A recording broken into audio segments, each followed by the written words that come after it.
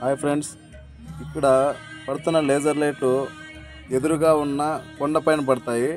అది మీకు ఇప్పుడు చూపిస్తాను. అందరూ కూడా వీడియోస్లో శివుడి పైన పడే లేజర్ లైట్లు మాత్రమే చూస్తుంటారు. ఇప్పుడు మీకోసం నేను ఎదురుగా ఉన్న కొండపైకి ఆ బ్లూ లైట్లు లేజర్ లైట్లు ఎలా పడతాయో చూపిస్తాను. వీడియో పూర్తిగా చూస్తే కానీ మీకు అర్థం కాదు ఫ్రెండ్స్. దయచేసి పూర్తిగా చూడండి. అలాగే లైక్ చేయండి, షేర్ చేయండి, కామెంట్ చేయండి. Thank you so much.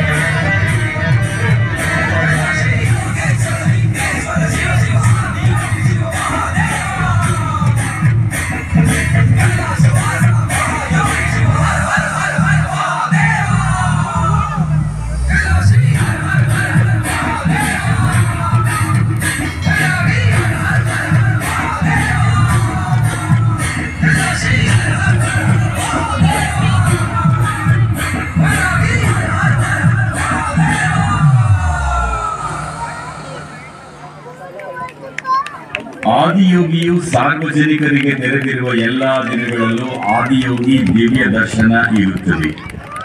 We are glad to announce that Adiyogi Divya Darshana will happen on the days when the Adiyogi premises is open.